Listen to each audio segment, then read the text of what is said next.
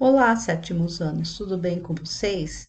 Hoje vamos começar a apostila 3, a página 3, o capítulo, tá? É o 14, peixes, mas nós vamos falar agora dos grupos vertebrados, né?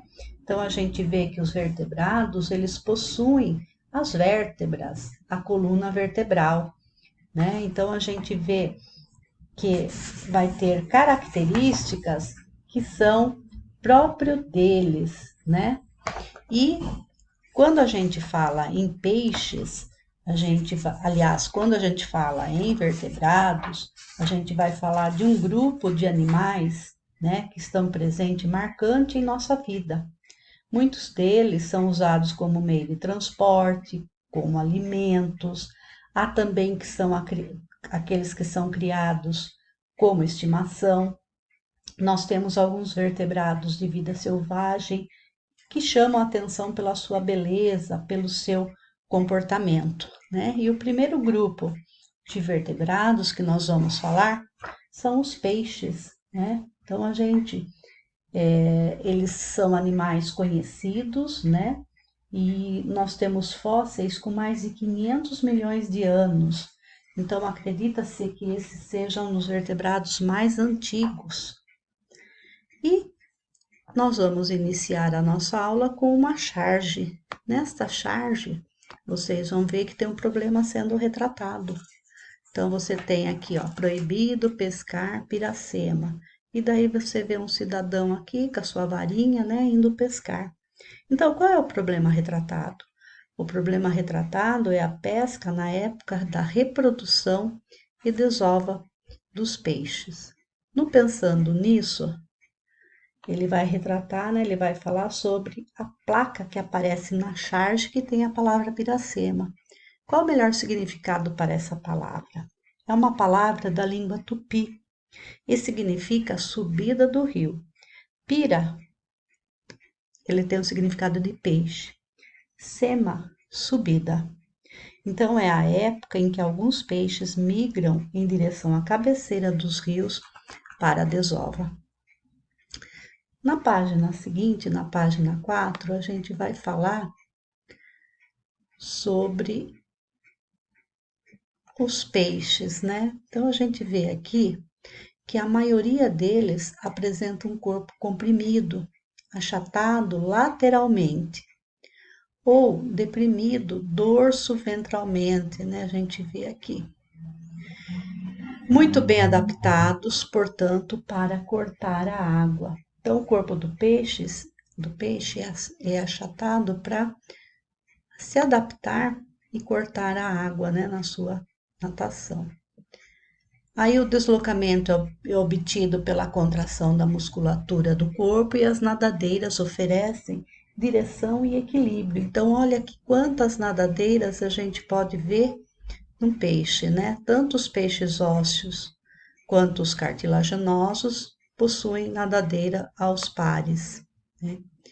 Daí eles também apresentam uma linha lateral. Então, se a gente olhar bem aqui, ele tem um fiozinho que ele é mais escuro, né? E essa linha, ela é formada por uma série de poros, de aberturas com células sensíveis às vibrações da água. E ele vai medir a pressão e a direção da água, tá? Nós vamos ter dois grupos aí de peixes, né?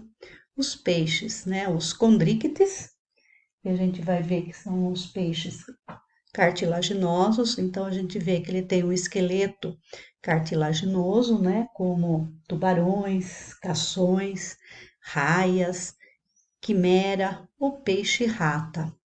E os osteíctes, ou peixes ósseos, né? A gente vê que ele tem um esqueleto ósseo, como por exemplo a piranha, o tambaqui, tilápia, baiacu, bacalhau, tainha, né? E outros. Daí, tegumento e esqueleto, né?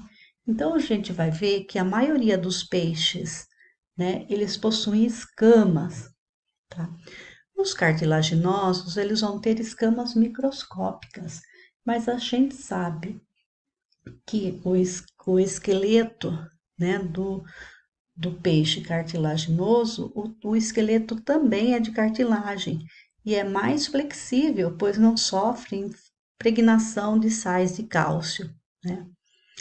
E nós vamos ver que nos peixes, né, ósseos, também nós temos, né, eles são chamados de peixe com couro, né, e tem peixes também que não possuem escama, como o pintado, o surubinho, poraquê, né, o peixe elétrico, né, e vai. E eles podem, né, nós temos alguns peixes que eles podem ter 2 metros de comprimento e chegar a 300 quilos, né. Na alimentação, a gente vai ver que eles são bem desenvolvidos.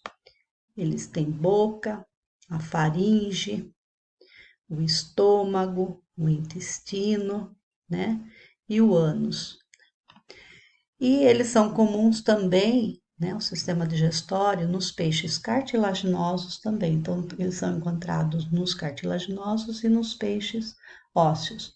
Mas, enquanto nos peixes ósseos possuem o ânus, nos peixes cartilaginosos eles possuem a cloaca, tá?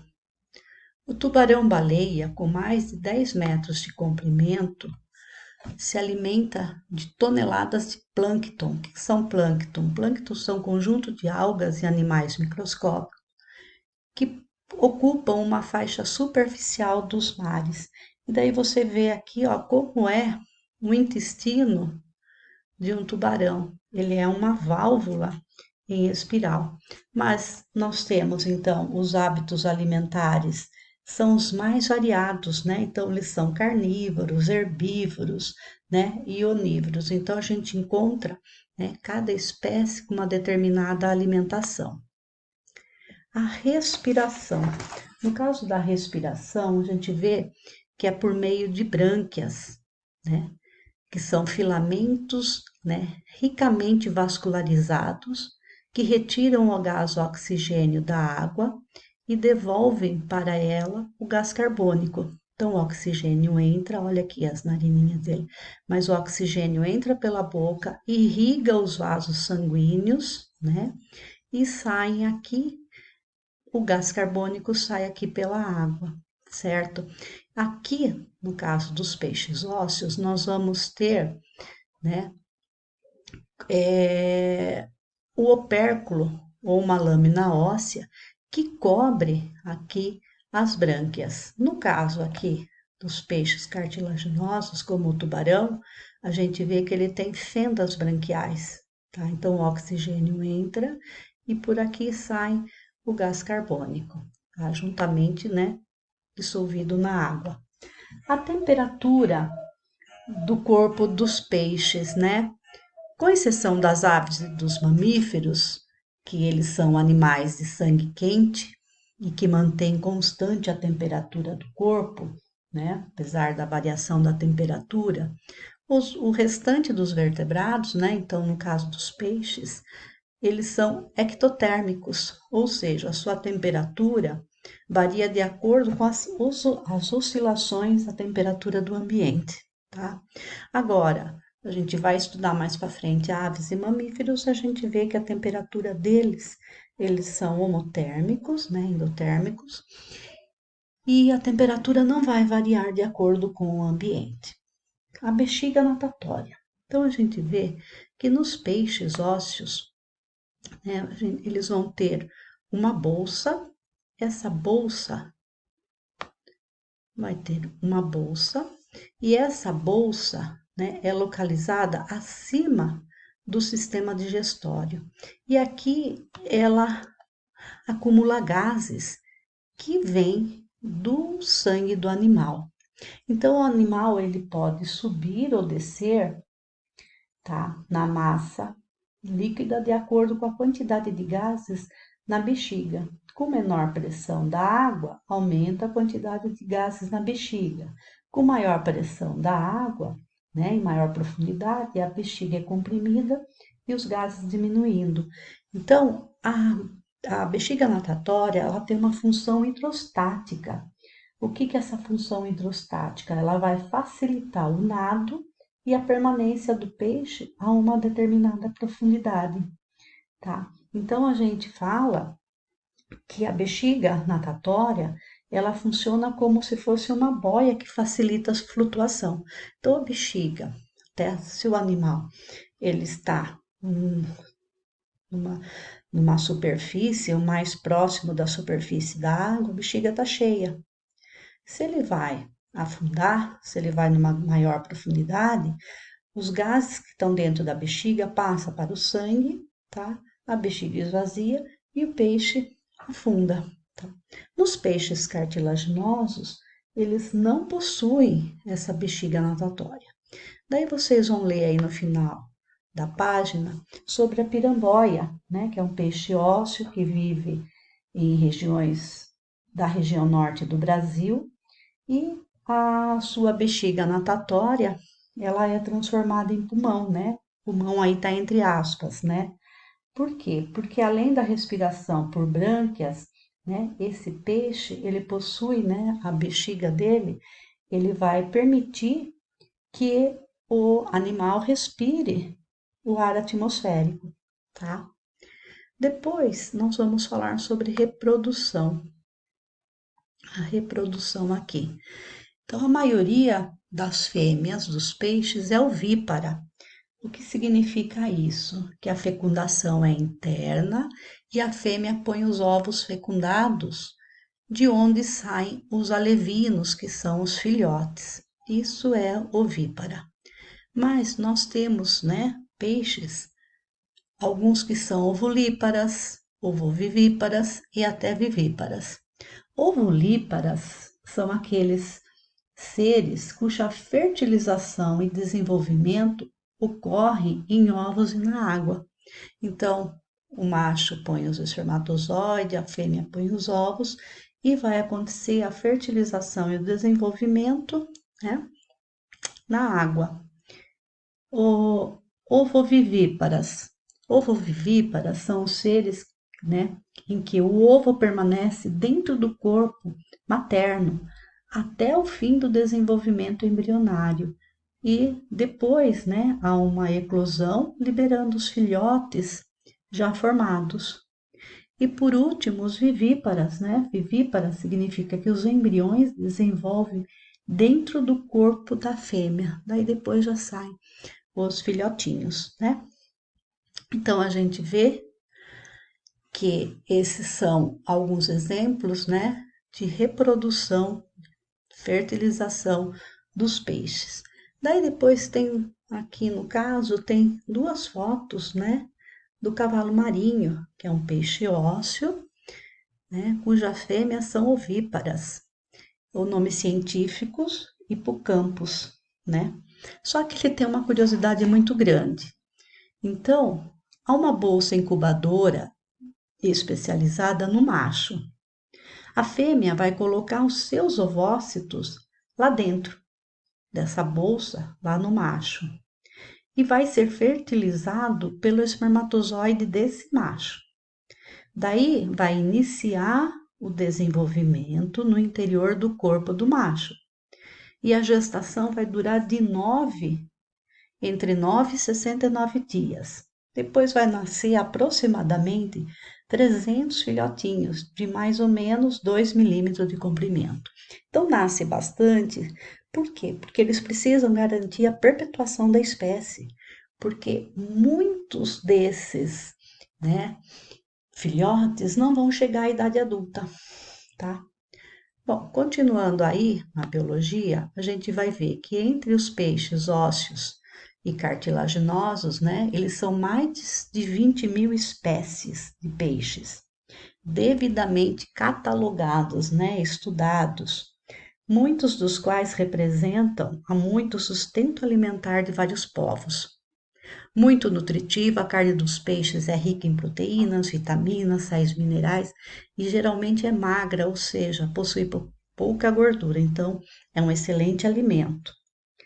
Todavia, a destruição dos habitats marinhos ou de água doce tem provocado a reprodução do número de muitas espécies de pescado, tá?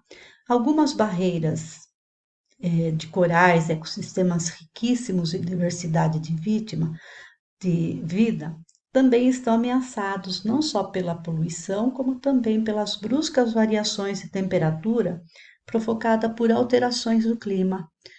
Com o desaparecimento dos corais, as cadeias alimentares ficam interrompidas e muitas espécies de peixes não têm o que comer. Da mesma forma que cresce a aquicultura de crustáceos e moluscos, há um aumento do número de criadores de peixes em reservatórios, lagos, açudes, para o cultivo de espécies como a tilápia e o pacu, que possam alimentar o ser humano. Depois, aqui na outra página, tá? Vocês vão fazer uma leitura aqui desse textinho e aí nós vamos para as atividades. Vocês vão fazer a 2, a 4, a 5, a letra A 6, a e a B, a 6, a A e a B. Depois vocês vão para a 9, A, B, C, D, aliás, desculpa, a 9, A, B, C. Daí vocês vão para o número 13. Então, vocês vão olhar aqui o desenho, né? Na número 13 e vão responder a, B, C e a letra D e E. Repetindo, vocês vão fazer a 2, 4, 5A, 6AB, 9 ABC, 13 ABCD e E. Coloquem, tá? A foto no grupo. Qualquer dúvida no grupo do WhatsApp. Beijos, até mais.